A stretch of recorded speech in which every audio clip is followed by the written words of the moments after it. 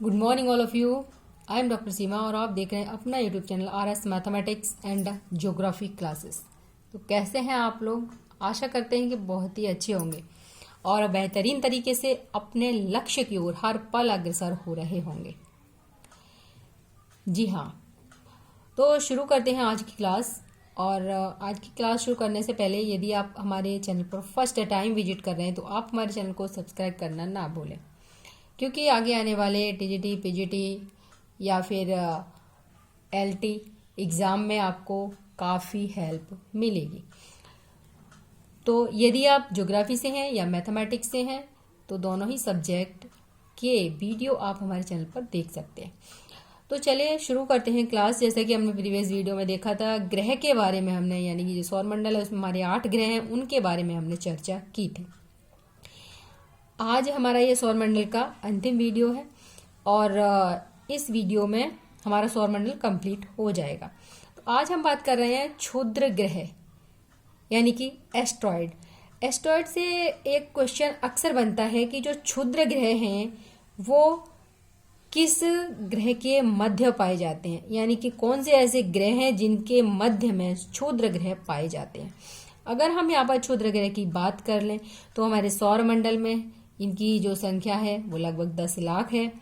और अगर इनकी बात की जाए कि ये किस किस के मध्य, तो मंगल और बृहस्पति, यानी कि मंगल ग्रह और बृहस्पति ग्रह की कक्षाओं के मध्य कुछ छोटे छोटे आकाशीय पिंड हैं और ये सूर्य की परिक्रमा कर रहे हैं।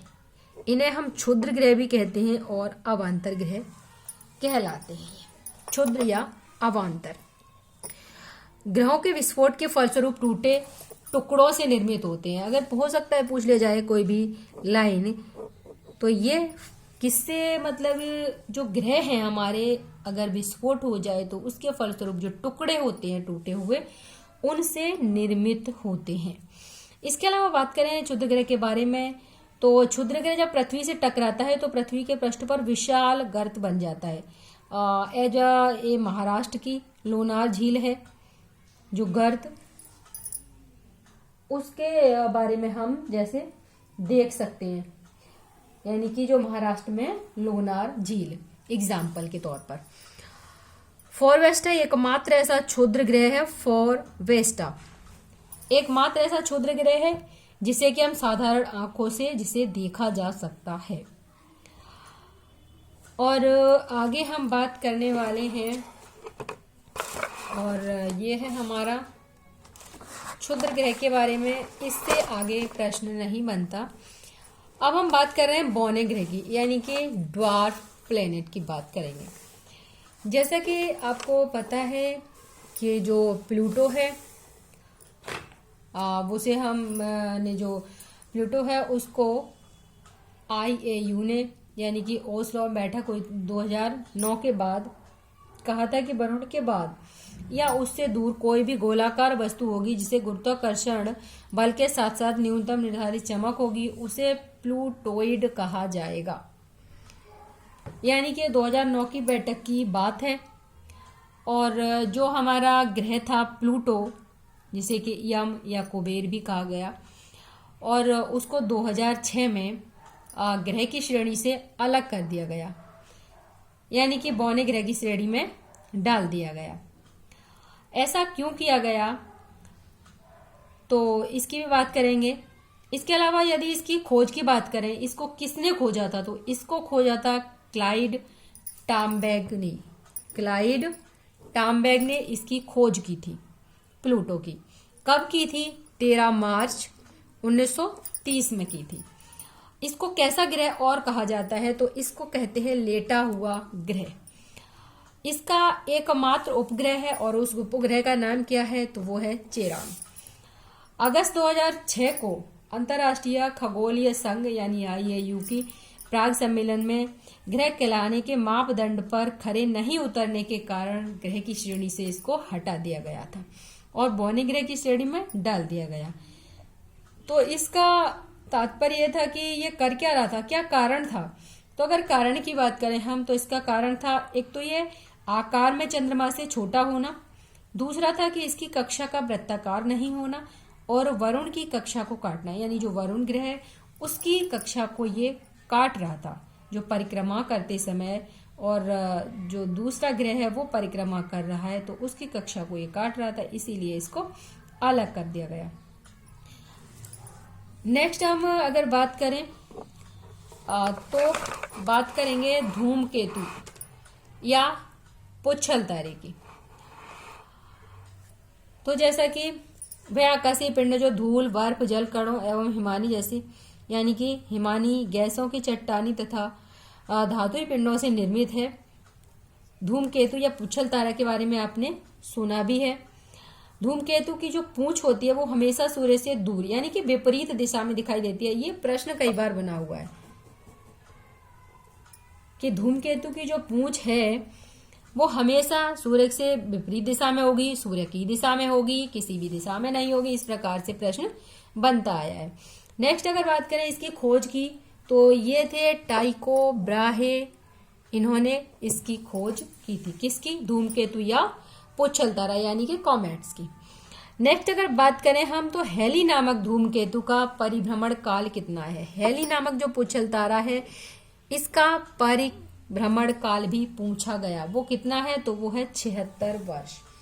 अगर हम इसकी बात करें तो ये जो पुच्छल तारा है ये सबसे पहले कब दिखाई दिया था?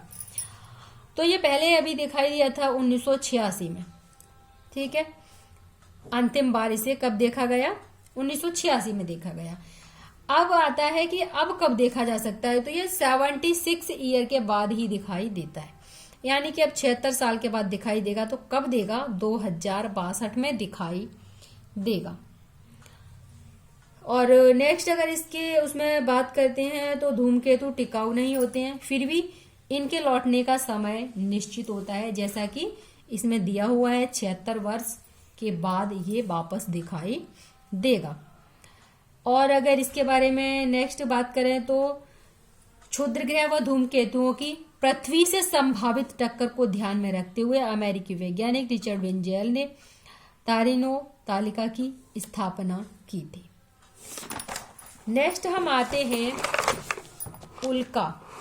जैसा कि आप जानते हैं हम बात कर रहे हैं उल्का पिंड, जो इसमें अक्सर पूछा जाता है कि जो लोनार झील है वो किस प्रकार की झील है, किस प्रकार निर्मित हुई झील है ना। तो इस प्रकार के प्रश्न एक दो आए हुए हैं, तो इसके बारे में बात करेंगे। अंतरिक्ष में तीव्र गति से घूमते हुए सूक्ष्म ब्रह्मांडीय कण हैं और ये कण जब वायुमंडल में प्रवेश करते हैं और पृथ्वी के गुरुत्वाकर्षण के कारण तेजी से पृथ्वी की ओर आते हैं, वायुमंडल के साथ घर्षण द्वारा गर्म हो जाने पर प्रकाश की चमकीली धारा के रूप में दिखाई पड़ते हैं, जो आकाश में क्षण भर के लिए चमकते हैं और क्या होता है, वापस लुप्त हो जाते हैं। इसे टूटता तारा भी कहा जाता है। यानी कि जो उल्का है वो क्या है, उसकी बात की है। इसके बारे में अगर देखें तो संयुक्त राज्य अमेरिका के ओरिजोना में विक्सलो के पास वेरिगर उल्कापातीय क्रेटर विश्व का सर्वाधिक प्रसिद्ध क्रेटर है। दूसरा महाराष्ट्र के बुल्डाना जिले की लोनार झील भी इसी प्रकार निर्मित है। इसके बाद एक प्रश्न आया था आपका, ये है सफेद ड्वार्फ। सफेद ड्वार्फ से एक प्रश्न आया था पीजीटी में, और उसमें 4 पॉइंट दिए हुए थे कि ये बहुत छोटे सितारे होते हैं, मतलब इनमें सही कौन से हैं। दूसरा था कि इनका घनत्व किसी भी ज्ञात स्थलीय पदार्थ से अधिक है। तीसरा था कि उनका घनत्व पानी के 10 लाख गुना हो सकता है। और चौथा था कि ड्वार्फ के 1 चम्मच पदार्थ का भार, यानी कि केवल 1 चम्मच पदार्थ का भार कितना, 10 क्विंटल हो सकता है। तो यहाँ पर ये चारों के चारों कथन सत्य हैं। नेक्स्ट और लास्ट में बात कर लेते हैं हम चंद्रमा के बारे में, यानी कि चंदा मामा के बारे में। तो यहाँ पर चंद्रमा से किस प्रकार और कौन कौन से प्रश्न बन सकते हैं उनके बारे में देखेंगे। चंद्रमा पृथ्वी का एकमात्र प्राकृतिक उपग्रह है, बिल्कुल सही बात है। हो सकता है टेट सुपर टेट में प्रश्न पूछ लिया जाए। सौरमंडल का 5वां सबसे बड़ा उपग्रह, और इसे जीवाश्म ग्रह यानी कि फॉसिल प्लेनेट हो सकता है पूछा जाए। फॉसिल प्लेनेट किसे कहा जाता है? वो कहा जाता है चंद्रमा को। चंद्रमा की सतह व इसकी आंतरिक स्थिति का अध्ययन, इस प्रकार के प्रश्न अक्सर बन रहे हैं। तो यहाँ पर चंद्रमा की सतह और इसकी आंतरिक स्थिति का अध्ययन करने वाला जो विज्ञान है उसे क्या कहते हैं? उसे कहते हैं सेलेनोग्राफी या फिर चंद्र विज्ञान। हिंदी में आएगा चंद्र विज्ञान, लेकिन ज्यादातर आता है इंग्लिश में वर्ड आता है, तो सेलेनोग्राफी याद कर लें। चंद्रमा की पृथ्वी से औसत दूरी कितनी है? 3,84,400 किलोमीटर। ये पहले भी हम पढ़ चुके हैं। चंद्रमा की पृथ्वी से निकटतम दूरी और चंद्रमा की पृथ्वी से अधिकतम दूरी, इन दोनों में अगर कंफ्यूजन होता है आपको, ये उपभू और अपभू। उप यानी आपने केवल इसको उ बनाया, यानी कि यहाँ पर कम दूरी है 3,63,104 किलोमीटर।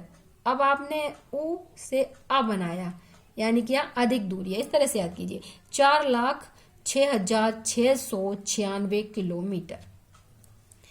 यहीं पर अगर हम इसकी बात करें तो अक्ष पर झुकाव, इसके जो अक्ष पर झुकाव है वो कितना है? तो वो है 5 डिग्री। यहाँ पर एक प्रश्न आता है कि मतलब कि प्रत्येक पूर्णिमा और प्रत्येक अमावस्या को ग्रहण क्यों नहीं पड़ता? तो उसका कारण क्या है? तो उसका कारण यही है कि चंद्रमा का अपने अक्ष पर जो झुकाव है वही उसका कारण है। चंद्रमा का परिक्रमण परिभ्रमण अवधि एक समान है। हो सकता है पूछा जाए कि ऐसा कौन सा उपग्रह है जिसकी कि परिक्रमण और परिभ्रमण अवधि दोनों समान है। अब आपको परिक्रमण और परिभ्रमण में बहुत ज्यादा कंफ्यूजन होता है, रोटेशन और रिवोल्यूशन। तो इंग्लिश में या तो समझ लें, और अगर हिंदी में ही समझना है तो परिक्रमण का मतलब है कि परिक्रमा करना, यानी कि जैसे कि मान लीजिए कि गोवर्धन की परिक्रमा करने के लिए व्यक्ति जाते हैं, तो वहां पर क्या है? वो परिक्रमा है। जैसे कि पृथ्वी सूर्य का क्या कर रही है? तो वो है हमारा परिक्रमण। दूसरा हो जाएगा कि परिभ्रमण, यानी कि अपनी धुरी पर ही जो घूम रहे हैं उसे हम कहेंगे परिभ्रमण। तो ये दोनों ही अवधि किसकी एक समान है? वो है चंद्रमा की। इसके अलावा अगर हम यहाँ पर बात करें तो यहाँ पर एक बात और याद रखने वाली है। यहाँ पर ऊंचा पर्वत है एक लीबनिट्ज पर्वत, जो कि चंद्रमा के दक्षिणी ध्रुव पर है, और पृथ्वी के समान दीर्घ वृत्ताकार इसका जो परिक्रमण पथ है। और परिक्रमण गति की बात करेंगे तो 3700 किलोमीटर पर आवर है। और जो इसका परिक्रमण और परिभ्रमण जो अवधि एक समान है, इसी के कारण क्या होता है कि चंद्रमा का एक ही भाग दिखाई देता है। तो ये तो रही आपकी सौरमंडल से रिलेटेड जितने भी सवाल बनने थे उन सब के बारे में हमने चर्चा की। तो आज की क्लास में बस इतना ही। और यदि आप हमारे चैनल पर फर्स्ट टाइम विजिट कर रहे हैं तो आप हमारे चैनल को सब्सक्राइब करना ना भूलें, क्योंकि आगे आने वाले एग्जाम्स में आपको निश्चित ही मदद मिलेगी। तो मिलते हैं नेक्स्ट क्लास में, तब तक के लिए नमस्कार, धन्यवाद, जय हिंद।